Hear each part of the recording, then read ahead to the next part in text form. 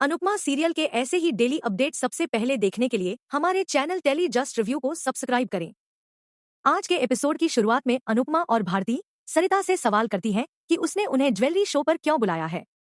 अनुपमा सरिता से कहती है कि थोड़ी ही देर में भारती की हल्दी की रस्म शुरू होने वाली है।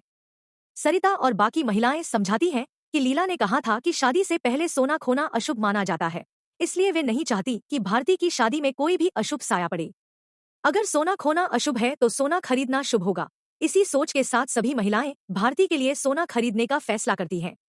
यह सुनकर अनुपमा भावुक हो जाती है। वह सरिता की सोच और उसके जज्बे की तारीफ करती है और पूरे चोल के लोगों की भी सराहना करती है। अनुपमा सरिता से कहती है कि वह उनके जज्बात की बहुत कदर करती है, लेकिन शगुन के लिए कोई छोटा सा गहना ही खरीदने की सलाह देती है। तभी अनीता भारती के लिए एक अंगूठी लेने का सुझाव देती है। अनुपमा सरिता से पूछती है कि जब चोल के आसपास इतनी दुकानें हैं तो वे इतनी दूर इस दुकान पर सोना खरीदने क्यों आईं? इस पर एक महिला बताती है कि यह दुकान उनकी जान पहचान की है और यहाँ मेकिंग चार्ज भी कम लगता है, इसलिए वे यहाँ आई हैं। इसके बाद सभी भारती से अंगूठी पसंद करने को कहती हैं। सरिता अनुपमा को उस पर भरोसा करने के लिए धन्यवाद देती है, जिस पर अनुपमा कहती है कि उसे उन पर पूरा भरोसा है। इसी बीच अनुपमा को एक बात खटकती है। वह शक जताती है कि चोर ने सिर्फ वही हार क्यों चुराया, जबकि लॉकर में और भी गहने थे। उसने सिर्फ रजनी का दिया हुआ हार ही क्यों लिया? सरिता कहती है कि चोर कोई बहुत पहुंचा हुआ खिलाड़ी है, जो बिना चाबी के लॉकर खोलकर आराम से बंद भी कर गया। अनुपमा उम्मीद जताती है कि शायद वह हार वापस मिल जाए। तभी अनुपमा की नजर दुकान के स्टाफ पर पड़ती है, जो वही हार संभाल रहा होता है।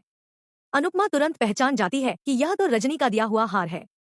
वह दुकानदार से सवाल करती है कि यह हार उनके पास कैसे आया। दुकानदार बताता है कि एक लड़की ने यह हार गिरवी रखा है। उसने कहा था कि उसकी नानी बीमार है और उसे पैसों की सख्त जरूरत है। यह सुनकर अनुपमा हैरान रह जाती है।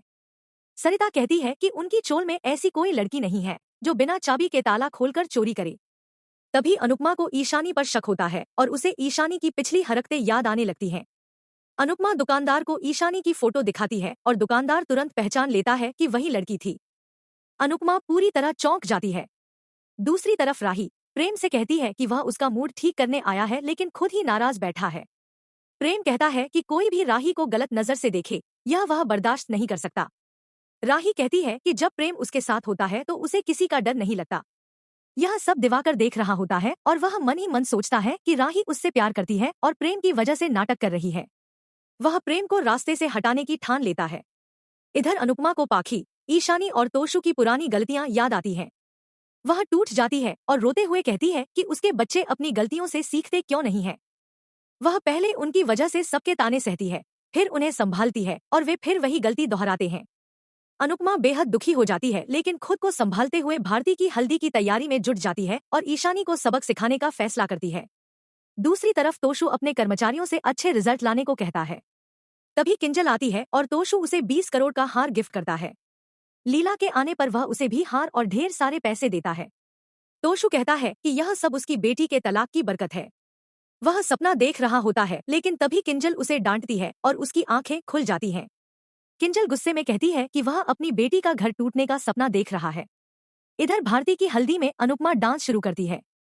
प्रेम और राही भी उसके साथ डांस करते हैं। दिवाकर उन्हें देखता रहता है। प्रेम राही से कहता है कि आज हल्दी नहीं, प्यार का रंग लगेगा। दोनों करीब आते हैं। अनुपमा और रजनी भी साथ में डांस करती हैं। इसके बाद अनुपमा वरुण और भारती को हल्दी लगाकर उनकी खुशियों की दुआ करती है। पूरा माहौल खुशियों से भर जाता है। इसी बीच पाखी और ईशानी वहां पहुंचती हैं। अनुपमा ईशानी को डांस के बीच में खींच लाती है और उसे एक थाली देते हुए कहती है कि वह उभरती हुई स्टार है, उसकी एक्टिंग सबसे शानदार है, इसलिए वही भारती को शगुन दे। ईशानी घबराते हुए शगुन देने जाती है और जैसे ही कपड़ा हटाती है, थाली में भारती का वही हार देखकर सबके होश उड़ जाते हैं। दोस्तों, आगे बढ़ने से पहले वीडियो को लाइक करें और टेली जस्ट रिव्यू चैनल को सब्सक्राइब जरूर करें।